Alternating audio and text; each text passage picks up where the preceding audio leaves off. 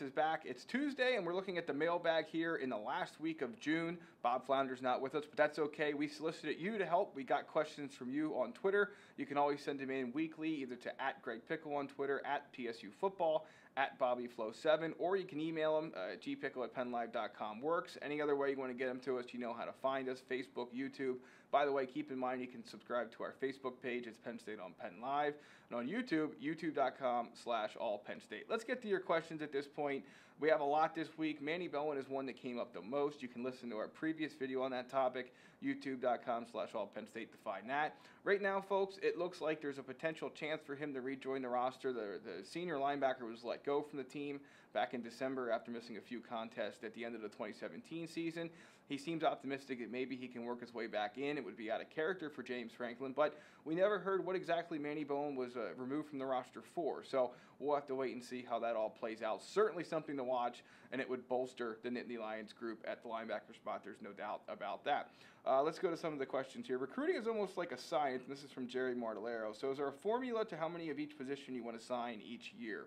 Not really. It depends how many guys you have room total for. That's the first thing you have to figure out. Now, with James Franklin, we know he almost always wants at least a quarterback. He would mind two. He hasn't had that success or luxury here so far at Penn State, but he's always going to look for two quarterbacks in a class until he can get 5 on scholarship on the roster. He's always going to look for at least one at each position. That seems to be the going rate. Does he always have success with that? No, but that looks like what they want to do. A few offensive linemen and defensive linemen each class, 3 to 4, and they're always looking for speed in the secondary. But really when it comes down to it, Jerry, it's just simply a matter of how many guys can you fit in the class, and then who wants to come. You may want 4 offensive linemen, but if you can only get 3, you're going to take 3 and use that scholarship somewhere else. Maybe you'll save it for the next cycle. So it's always a fluid process, and that's why they have an actual engineer, a Princeton graduate, Andy Frank, running those numbers and in that department. So moving on, another question about Manny Bowen. Tommy Stevens is a fullback. We're just going to skip that one. Nice try, but we will keep going. Andy wants to know about graphics and social media and how that works. I mean, quite frankly, it's become a game off the field as much as it is on the field, in the community, and in the really classroom and on the field and in the locker room. When it comes to recruiting, you have to wow guys in a number of ways. You have to really be able to show them love and appreciation, I guess you could say, even when they're not on campus. How do you do that? Obviously, the coaches text with them. They can call them during certain times of the year. They can go see them during certain times of the year. But when they're not able to do that, you have guys sending recruiting graphics out. And I think what you'll see with Penn State is that they've really put a focus on sending out graphics to kids, things that might indicate the Rose Bowl appearance or a college football playoff appearance. Maybe that's a Photoshop picture of them holding a Big Ten championship trophy. Any number of things they can do to really show a kid what their path at Penn State might be if they decide to pick Penn State. So you see a lot of things like that out there as well. Penn State was probably a little bit behind in that area. Now they're a little bit further ahead than some of the competition that they are recruiting against. Shane wants to know about Pat Freiermuth and will he play this year. Tight end, true freshman rather, the former Massachusetts Player of the Year. He is now on campus. Looks great. I got to be honest. I think that from a physical perspective, he may be the tight end that is most ready to go. 2 things you got to wonder about, though. Is he ready to block in the Big Ten, and is he able to take on the academic part of it, the playbook part of it, the adjustment to college life part of it, all within a few short months before the season starts against Appalachian State on September 1st. I think this is where the new NCAA redshirt rule comes in. You can play up to 4 games and still keep your redshirt.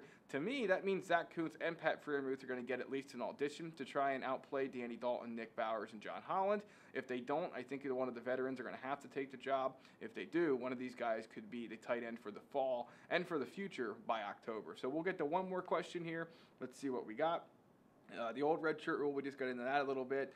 More Manny Bowen talk. The non-conference scheduling, one of those comes up every single week. It's a mixture. I mean, some of these games were selected before Sandy Barber and James Franklin arrived. Other of them have been scheduled since. I think the one thing with the non-conference schedule is you're free to be frustrated by it. You're free to think that it could be better or worse.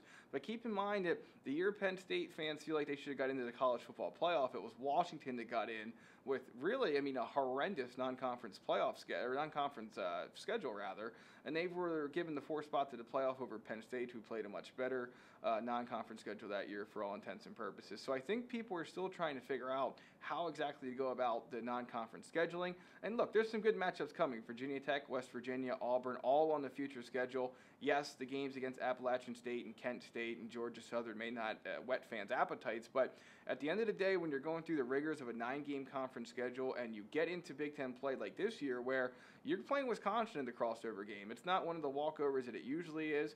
That's when you really value those early games to, get your feet under you, but also more than likely find an easy win.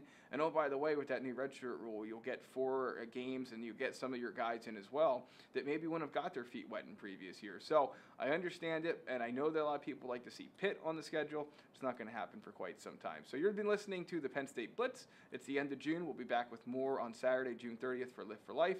YouTube.com/allpennstate for all the latest Penn Live Penn State football videos.